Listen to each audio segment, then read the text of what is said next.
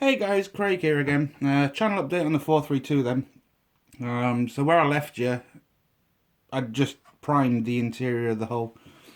So as you can see now, it's all painted up and weathered. A little bit tricky to say the least, obviously, when everything's in situ. But luckily the walls and everything were off so I could get into the sides. When it comes to painting this, I would highly recommend that you paint the side walls here before you put the seats on. Getting the padding down this side isn't too bad, but when the seats are actually down, getting the padding underneath is near impossible. But you can't really see that anyway once the door's on. So basically inside, I followed the instructions for the colour code, but what I've found in the past with these vehicles, you sometimes get different colour padding where things have ripped and they've just been replaced for other things coming off of cast vehicles or whatever. So in here you'll see you've got different colour pads, but the instructions call for one colour. I've never actually seen a 432, to be perfectly honest, with the beige colour padding. Not to say that they're not out there, but I've never seen one. But I've just gone for the instructions anyway. Everything that's white in here, the instructions call for cream white.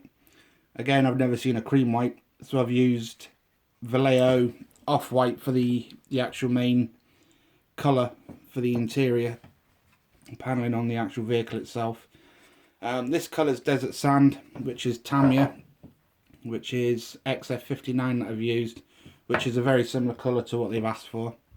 And the green is just standard NATO green, mixed with flat black, flat yellow, and flat red in places like on the handles up there, the emergency stops.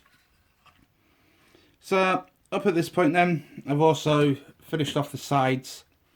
The air purification unit here, you can have the hatch open and you can see the grills to get to the filters behind, so you can have that open or closed. I've decided for it to be closed.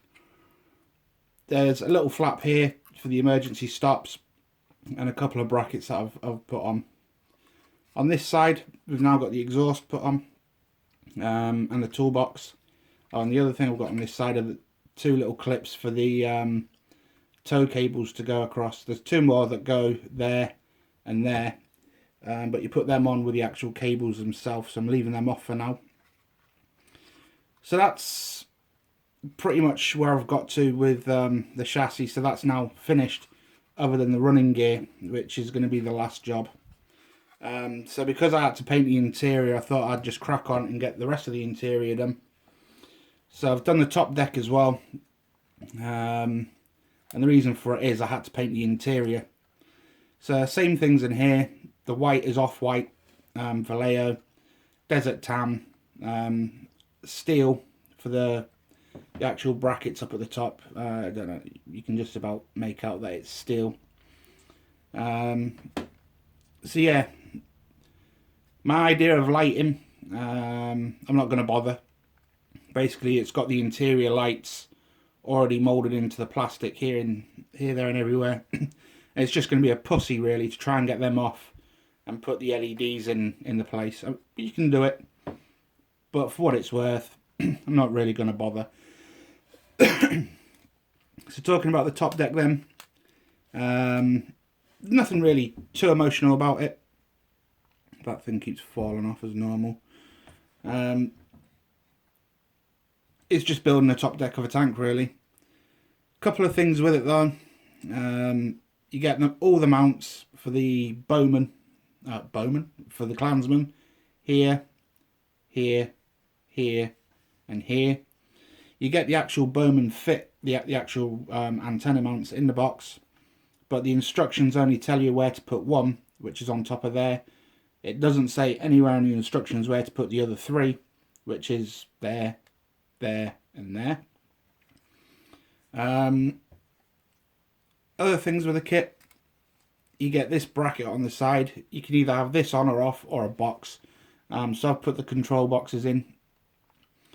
But what the instructions tell you to do is to have the flap on the top closed down, so you can't see the detail. So all I've done You just sanded off or chopped off the little marking guide there that locks the piece into place, and just hinged it upwards and got it open basically. A couple of things with the instructions as well. In the instruction booklet with the engine decks, it tells you to make both together and then just drop the whole unit down. I'll show you what I mean on the instruction book there. So you can see what I'm on about. There is it. There it is. So step 24 then, it shows you how to make the engine decks, and you've got these two brackets here that allow the engine decks to open. And then the next part down is it's got the engine deck, and then you're supposed to drop the whole thing down. What you'll notice is the engine deck is actually slightly kinked for the curvature of the hull. So to get that at that angle, what I've done, which I found easier, was glue this louver in place first, glue that louver in place. I did that bracket, then that bracket, and no problems. I think if you're going to try and build it as per the instructions, get it on there and then have everything meet up onto the gap, I think you'll be struggling a little bit. Not to say that it's not possible, again, but I just found it easier doing it the way I done it rather than the instructions. On the front, just in here, there's a little bracket just in front of the periscope there. There's a little hook on the driver's hatch, and it locks into there as it would on the real vehicle, and that basically just stops the hatch flying closed or flying open on the driver while he's bouncing around. It's not very clear where to locate that in the instructions because there's no marking points. It's just a flat tab that glues to a flat bit of plastic, but you've got to try and line it up so the driver's hatch meets it, otherwise it's just going to look a little bit stupid. So there was that. The hatch, I've glued mine open, however it is designed so you can open and close it. Mine's permanently going to be open anyway. Other things with this then, it's got the smoke discharges and all. Right, let's just take that off because it's getting on my nerves. It was just pushed in anyway. You've got these multiple barrel smoke discharges. Looking at the instructions again, it's not very clear as to how they go, but that is the way it is. One in, one out, one in, one out. Separate tubes, and they are a complete pain in the neck to put on, to be honest. They're not the easiest of things. You need a little bit of patience, a little bit of time, and just grin and bear it, because that's not all of them. There's some on the front glacis plate as well. With the main hatch, the fighting compartment hatch, it is designed so you can open and close it. However, in the instructions, what you'll see is you'll get these little tabs here. It's supposed to be flat, but you glue them to the top. But once you've done that, you can't open or close your hatch anymore. So just purely for this, I've left them off. That's just kind of dabbed on with a little bit of glue, but it's going to come off so I could show you. But the hatch is open and closed as per you'd expect.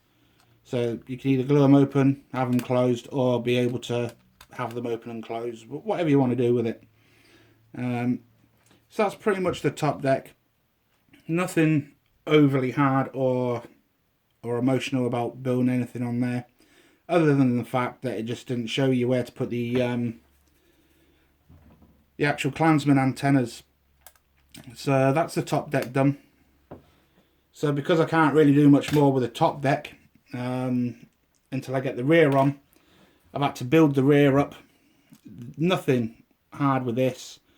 All that I'll suggest is that when you come to put these this box on, make sure you've got the tab going up and down, because that's like a rubber strap that you just open and the box opens to some controls. Underneath it you've got the trailer electrics. Just make sure you get it facing the way that is, because it lifts upwards and then it locks on. So coming on to that, something that I have noticed with the kit is these things come with NATO hitches, usually when this is on the back end. And we'll just quickly show you that. The fit is absolutely perfect on that. It just literally locks itself in. And I presume they've done it that way, so if you wanted to take the whole thing apart again, you could. But it fits lovely. But you'd usually get, just here on the real vehicle, you'd get a NATO tow hitch, like a jaw for a trailer. You wouldn't normally see one of these things carting a 1 3/4 ton trailer around. But what we used to use them for, and the engineers on that trailer hitch, was the bar mine layer. And it's literally a trailer that comes out with some ploughs on it. The blokes in the back would feed the bar mines into the actual, like a little conveyor belt thing. It would get dragged into the trailer, and then the trailer would plant the bar mine, anti-tank bar mines, into the ground. So that's one thing that's missing off of this kit, is there's no NATO hitch, and that's what the trailer socket's for the bar mine layer and other trailers. You can put trailers on there, but my experience with it was we used them for a bar mine layer. So yeah, nothing emotional about the back at all.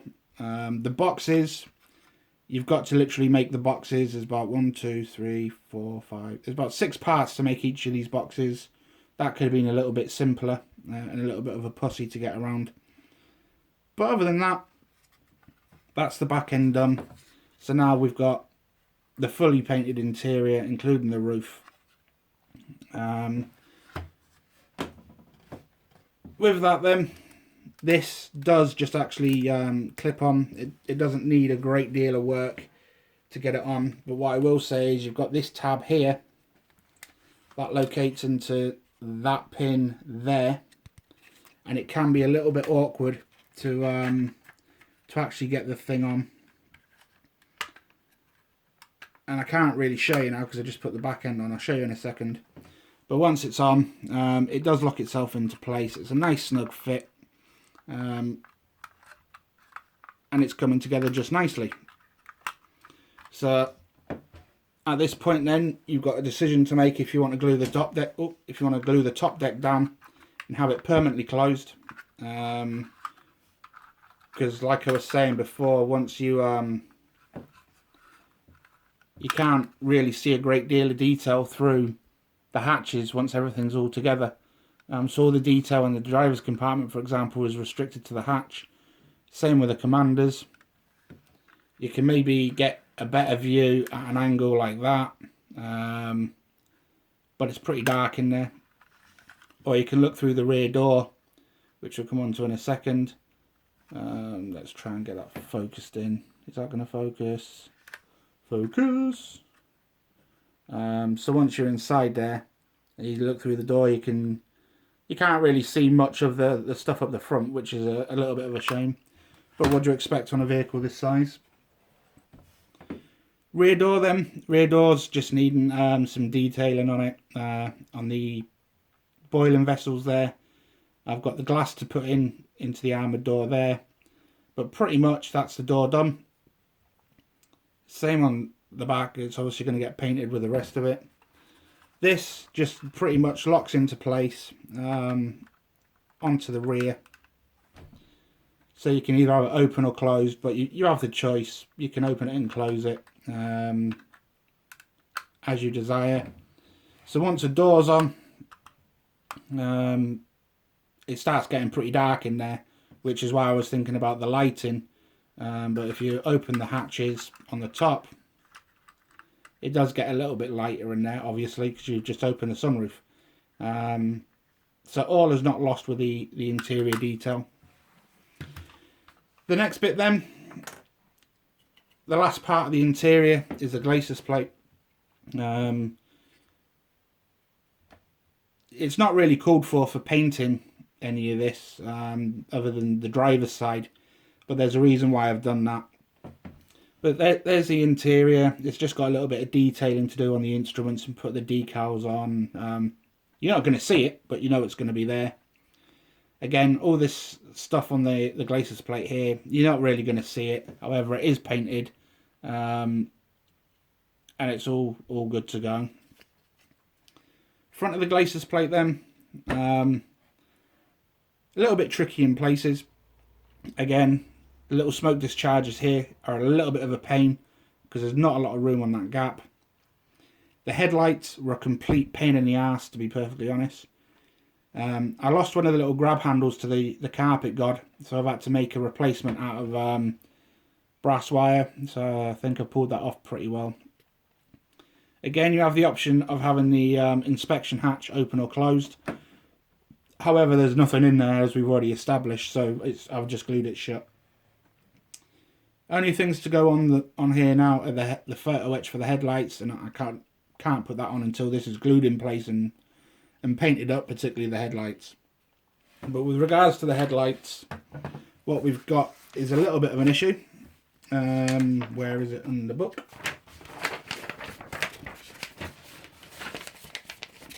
When it comes to the headlights being made over complicated, they've given you the headlight itself, and then you get B21, which is a little tiny piece, which is literally the size of a pinprick that glues to the bottom of the light. And then, as you can see, it's supposed to slot into the horseshoe shape on the actual bracket.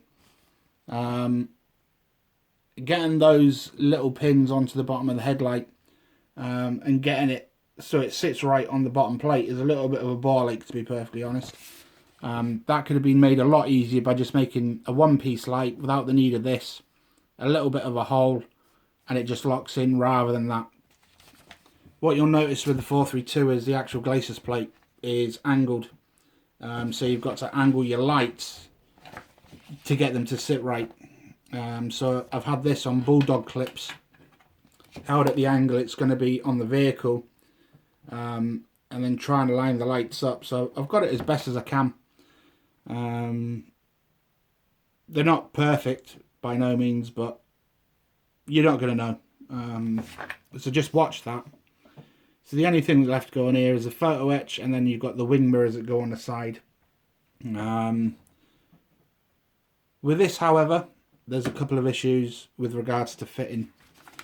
And what I mean by that is when it comes onto the actual vehicle, the first thing that you'll notice is the tillers. The way the instructions tell you to put them is like how I've done it.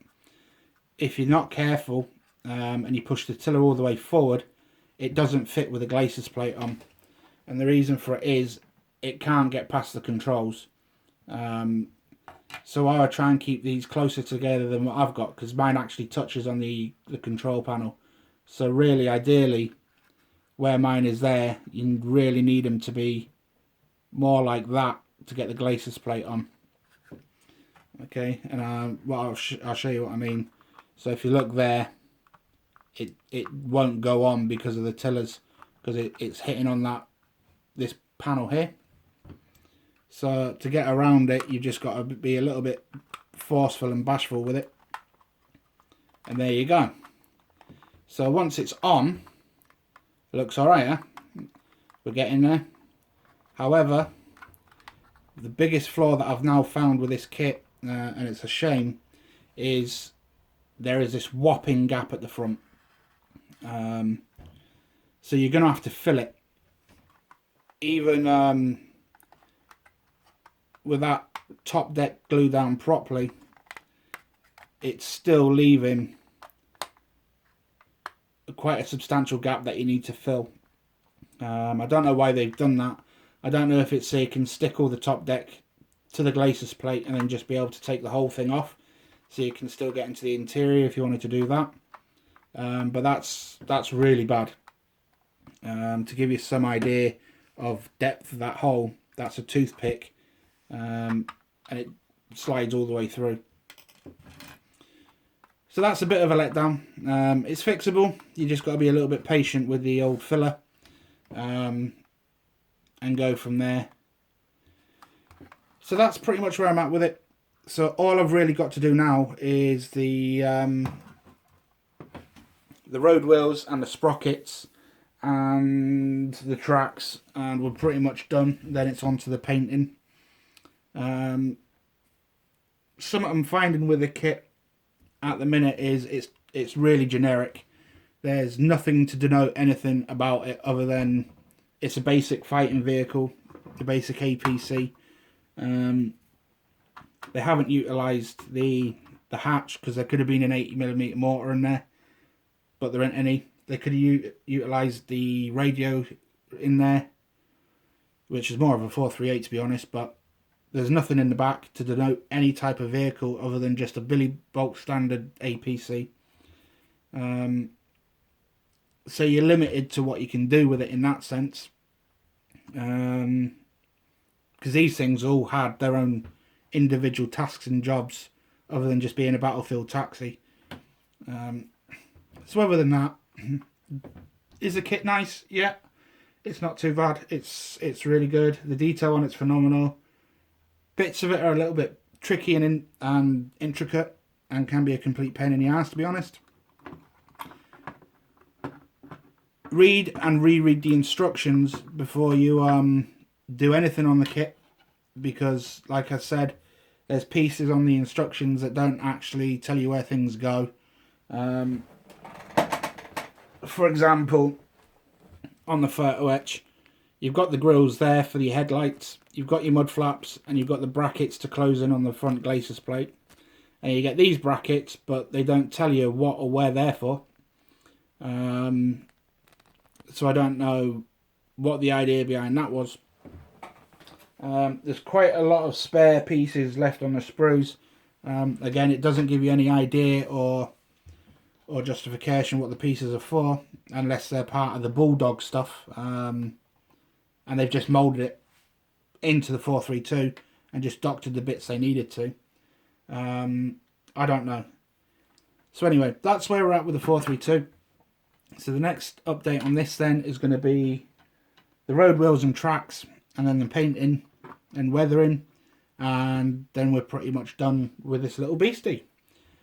So again guys, thanks for your time, and hope you're enjoying seeing this thing come together. Any comments or questions in the link in the section below, and I'll keep you updated as and when. Bye bye for now.